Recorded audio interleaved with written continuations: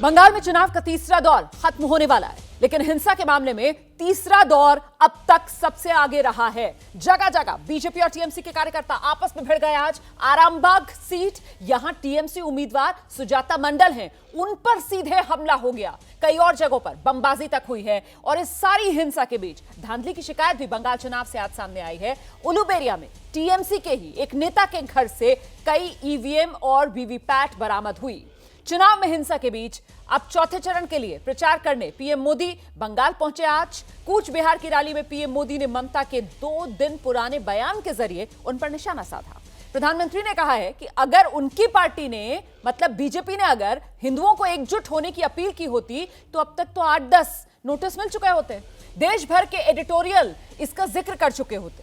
तो आज की हुंकार बंगाल चुनाव में छिड़ी सियासत पर, लेकिन पहले ये रिपोर्ट देखिए।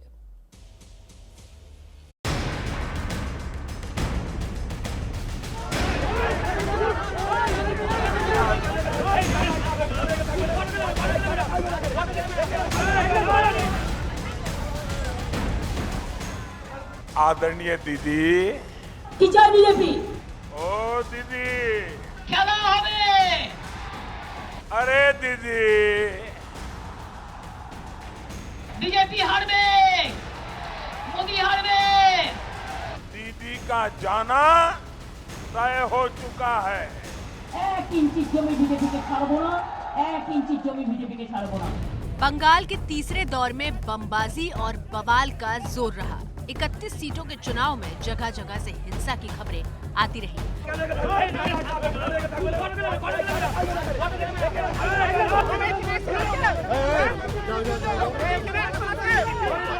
आरामबाग में टीएमसी उम्मीदवार सुजाता मंडल पर हमला किया गया। बागनान में बीजेपी उम्मीदवार को टीएमसी कार्यकर्ताओं के विरोध का सामना करना पड़ा।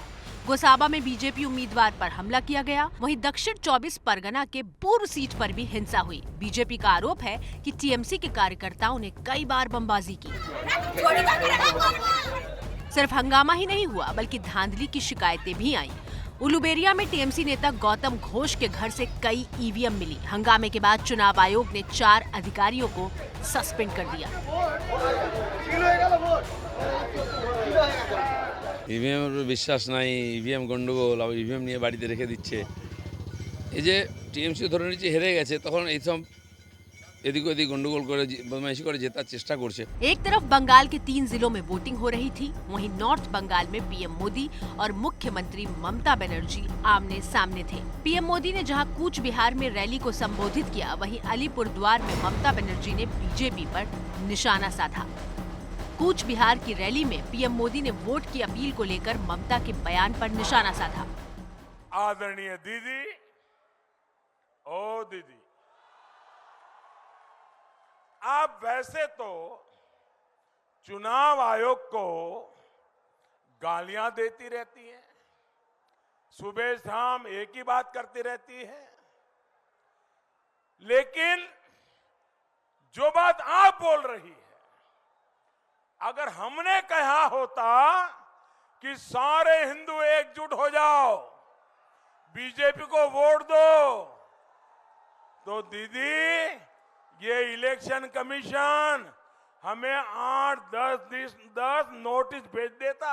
सारे अखबार देश के पहले पेज पर भरे पड़े होते और दुनिया भर के एडिटोरियल लिख करके हमारे बाल नोच लिए होते।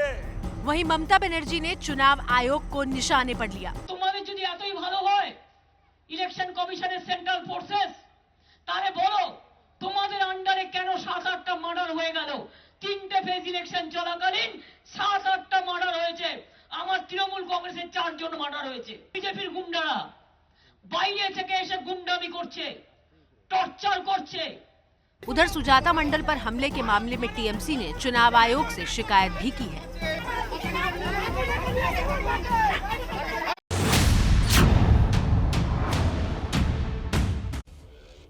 और अब हुंकार में आज के वो सवाल जिनके इर्द गिर्द आज की बहस हम करने जा रहे हैं। एक एक करके ये सवाल आपके सामने रखने जा रही हूं। क्या ममता का बयान मुसलमानों के लिए वोट की अपील थी?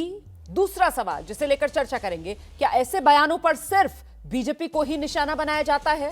तीसरा सवाल आज जो चर्चा में उठाएंगे, क्या किसी बीजेपी नेता ने ऐसा बोला होता तो 8-10 नोटिस मिल जाते?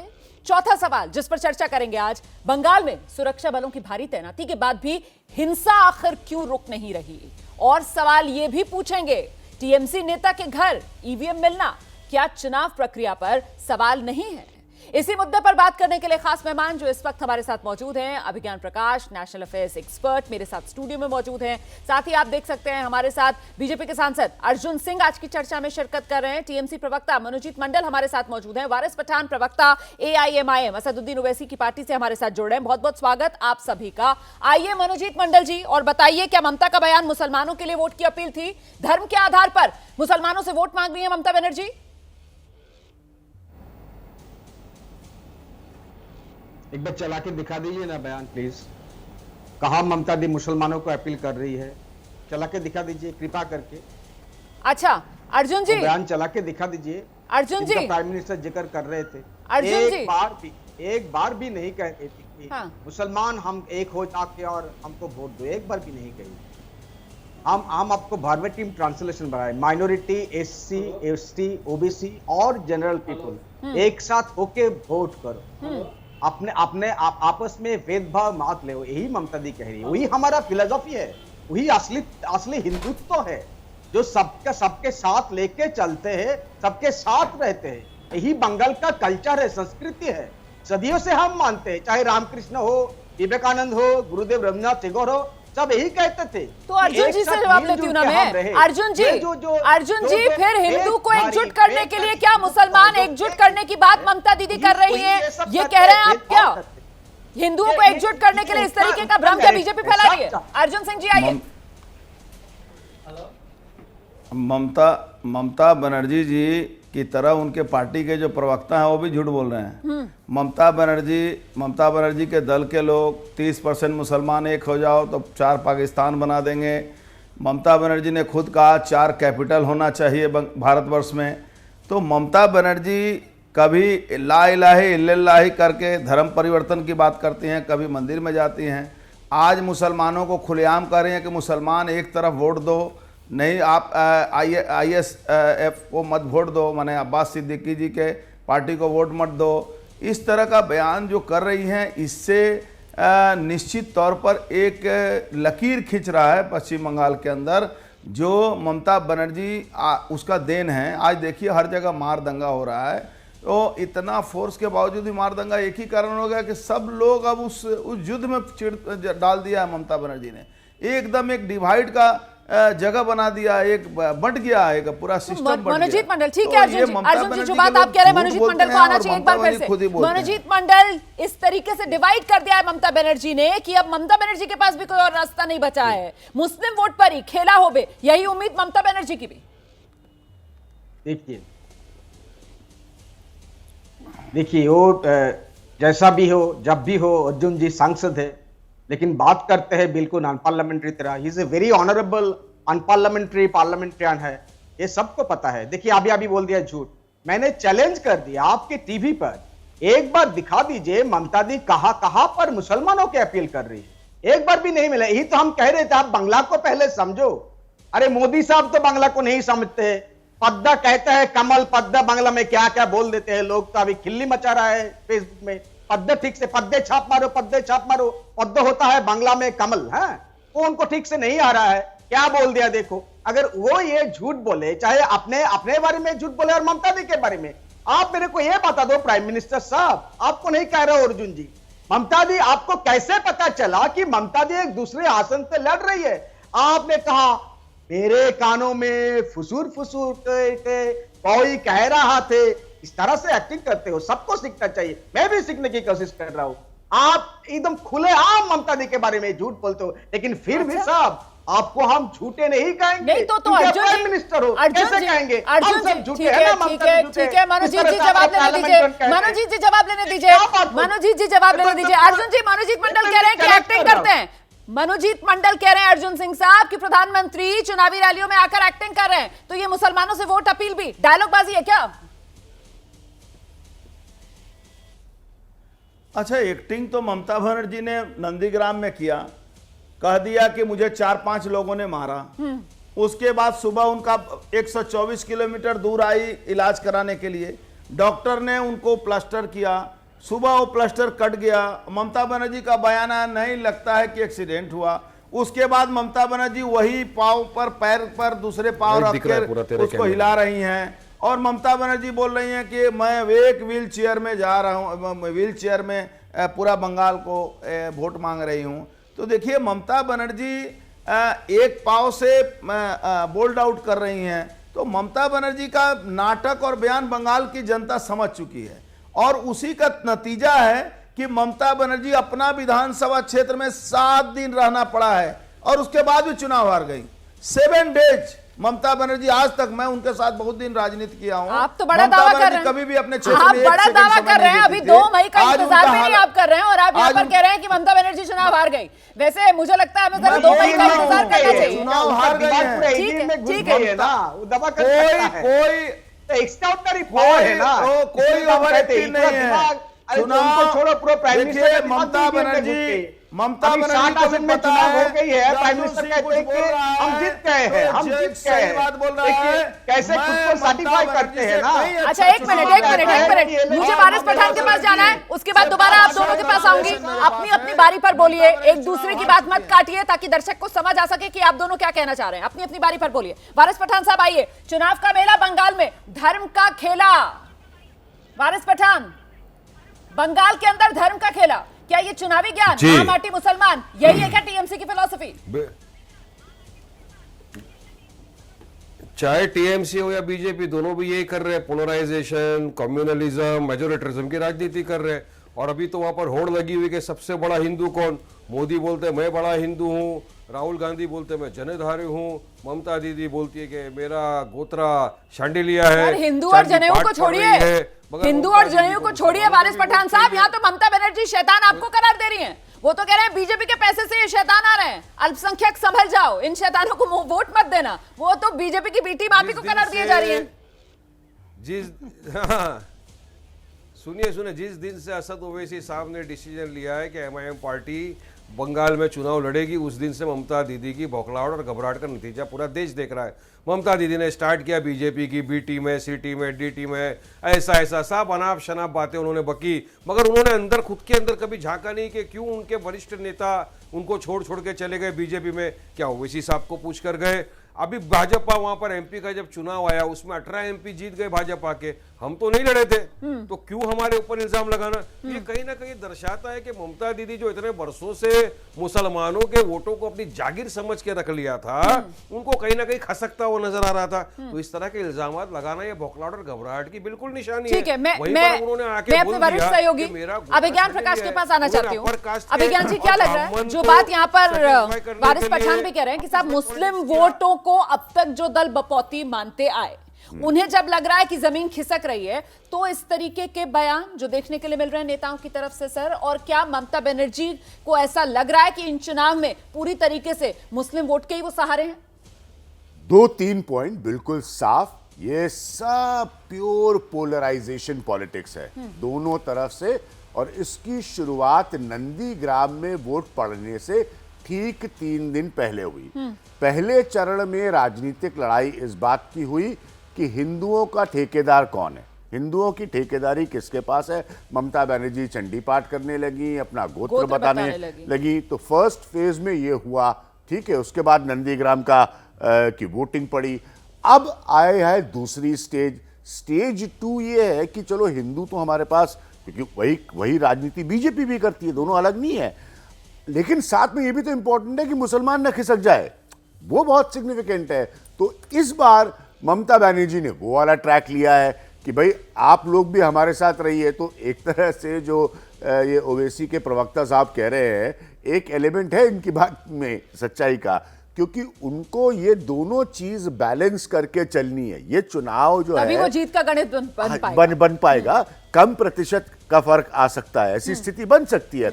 बहुत सारे लोग ये कहते हैं वहां लोग चुप हैं, ये दावा है भारतीय जनता पार्टी का।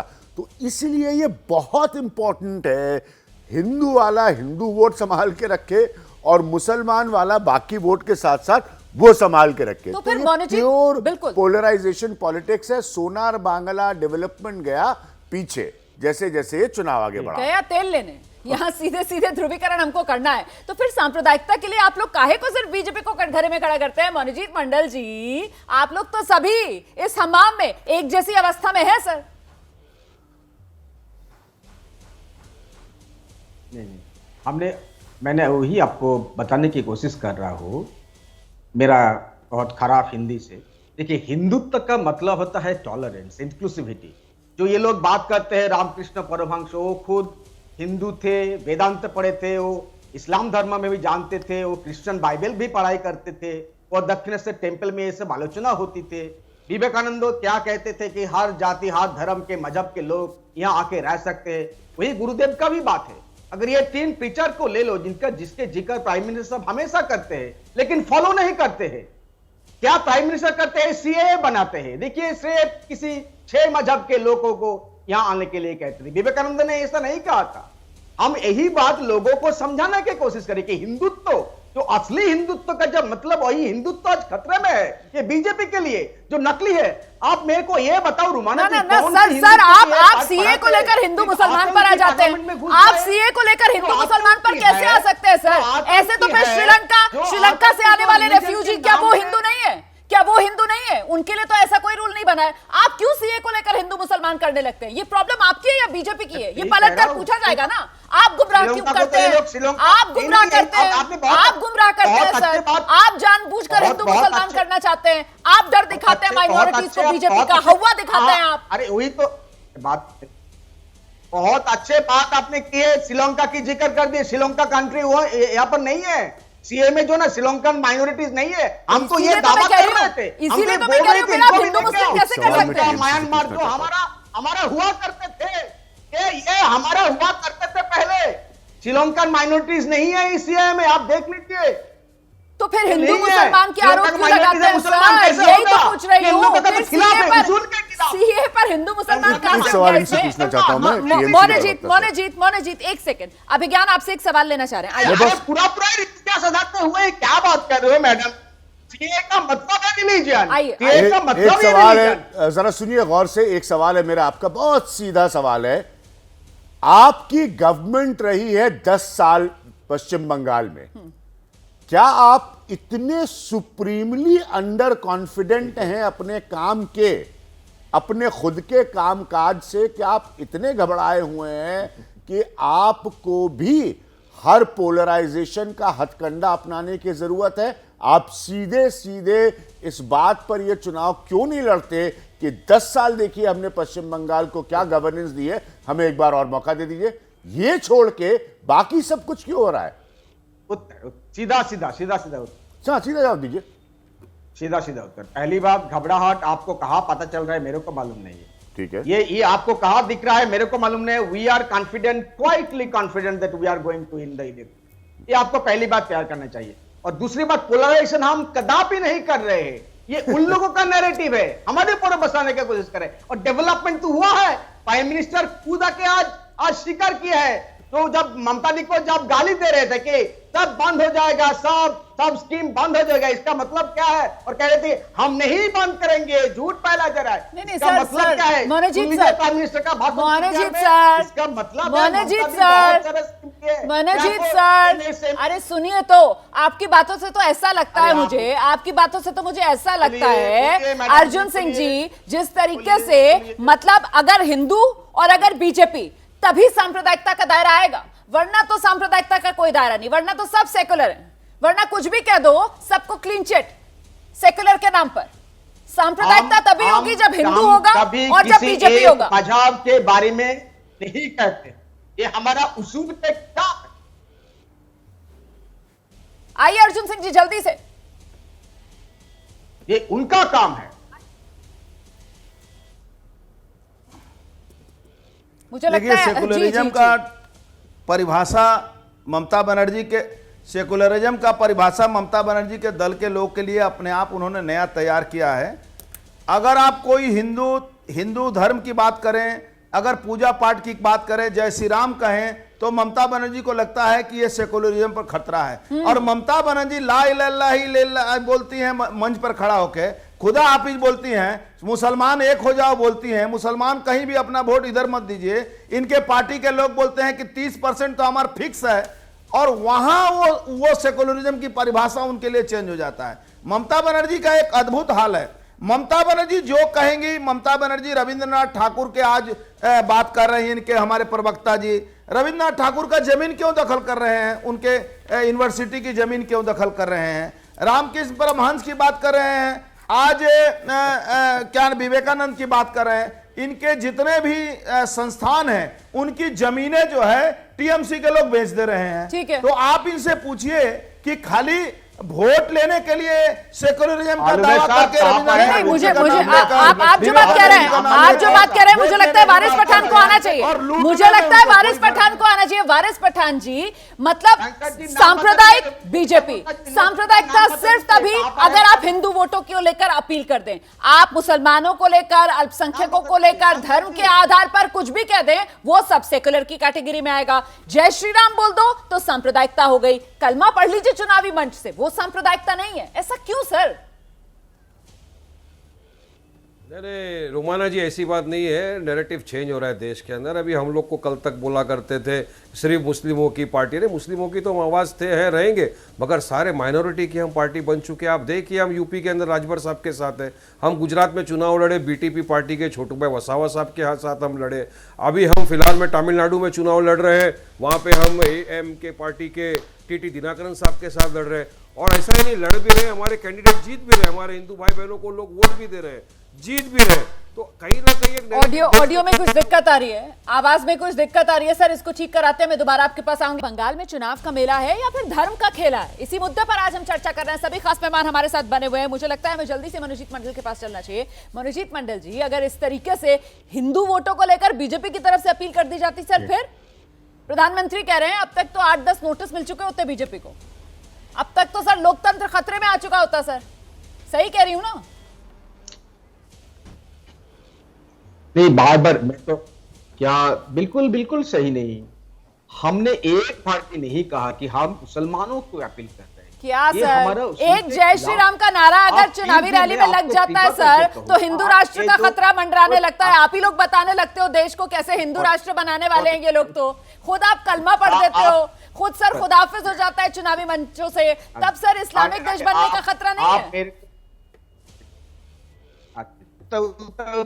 उत्तर सुन लीजिए, मैडम जी उत्तर सुन लीजिए। आप मेरे को सामने से सैल्यूटेशन के लिए जय श्री राम कहो, 1000 बार करो, हम भी कहेंगे, लेकिन ममता जी जब जाती है पीछे से एक सरकारी अनुष्ठान में जाती है, और आज तो क्या हो गया रोमाना जी, आपकी जो बांग्ला चैनल में दिखा रहे, एक पुतरमा उम्मीदवार सुजाता मंडल को कैसे मारा जा रहा है जय श्री राम कह के, कितनी बेरहमी से है। आज अभी तक एक भी लोग को अरेस्टेड नहीं हुए। कैसे ये पुरुषतांत्रिक किस तरह का बर्ताव देखिए, ये अधिकारी नहीं दिखाई दे रही है। बीजेपी किस तरह के ब्रूटली उनको मारा गया है, वो जान के पीछे भाग रहा है। भाई साहब आप देख रहे हो, आप देख रहे हो, अभी सांसद हो, अभी सांसद की तरह बर्ताव करो ना।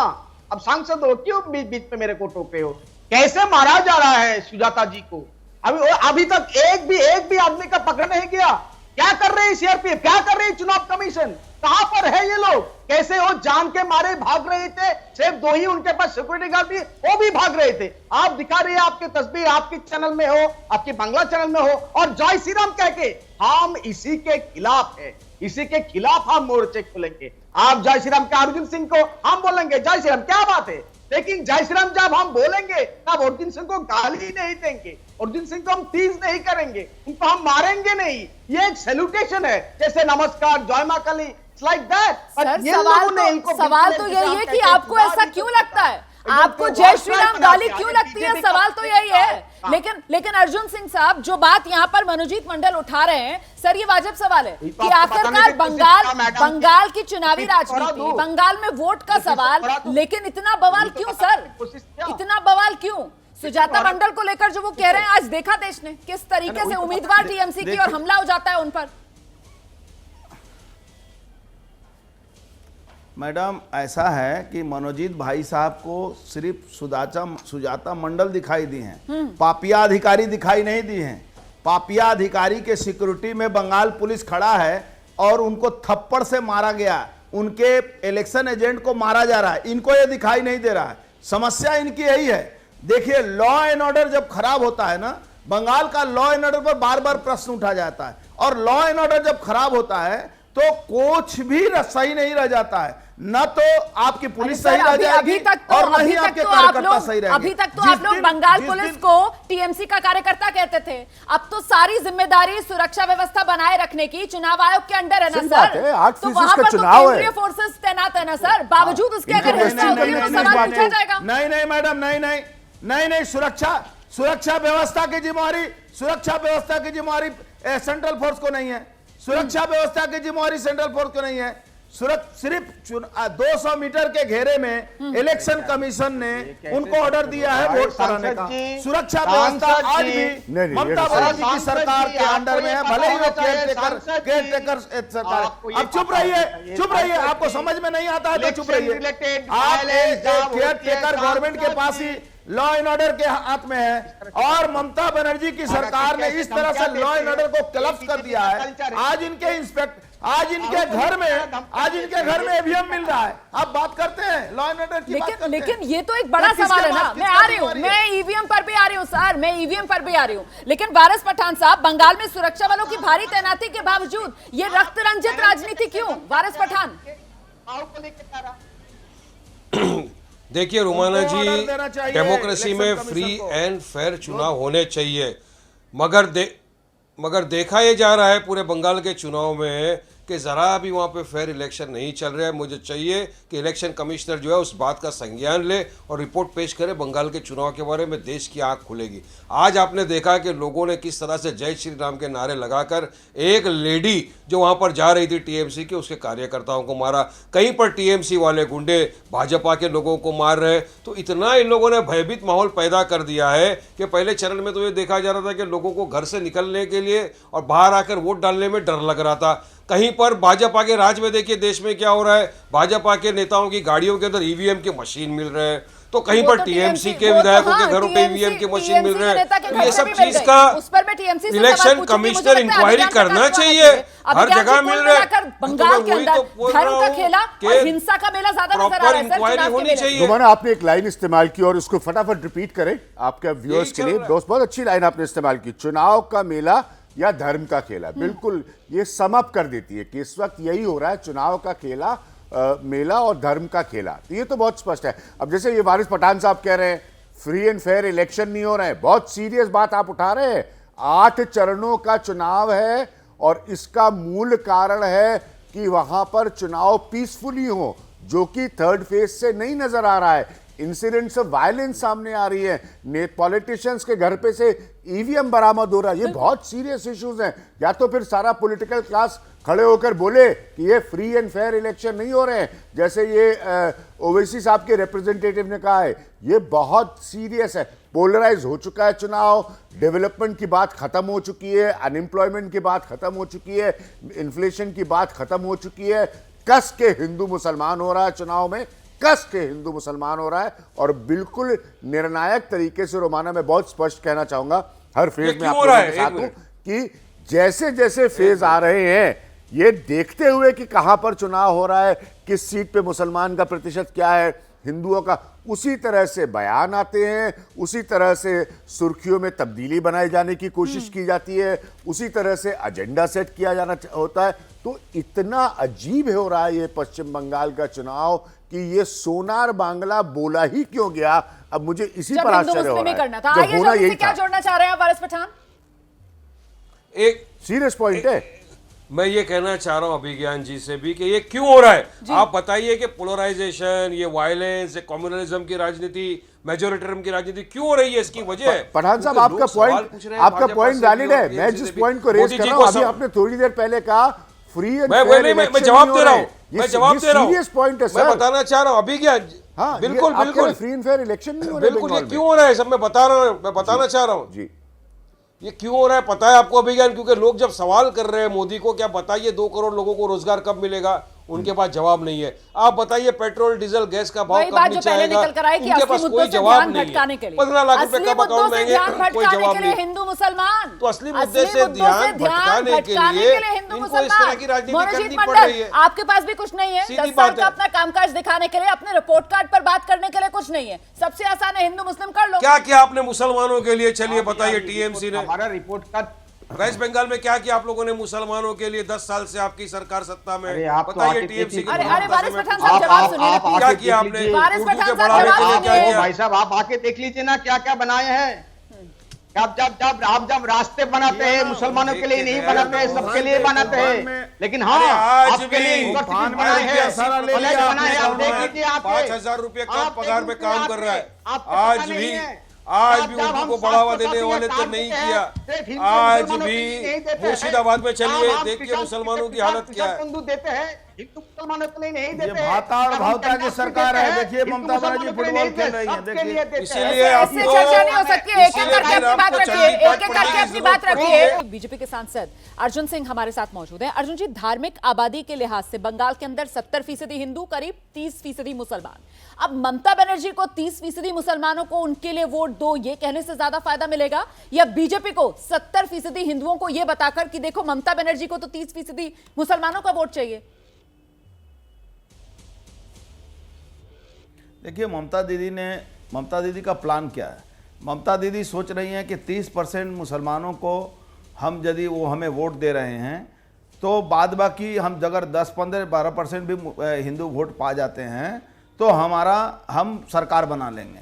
इसीलिए उस 30% वोट के लेकर और इतना अत्यधिक उन्होंने बढ़ गई हैं कि वो 30% लोग समझ रहे हैं कि मैं कुछ भी कर दूंगा बंगाल में, मुझे कोई बोलने वाला नहीं है।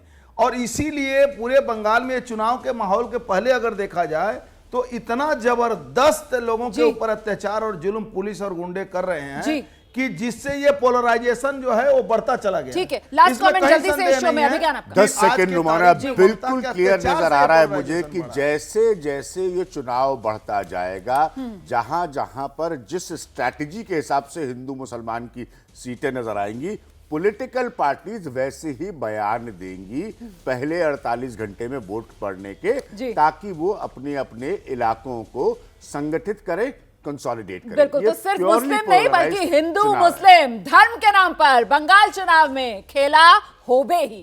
छोटे से ब्रेक के लिए यहां पर रुक रहे हैं। बहुत बहुत धन्यवाद आप सभी का हुंकार में हमारे साथ बने रहने के लिए।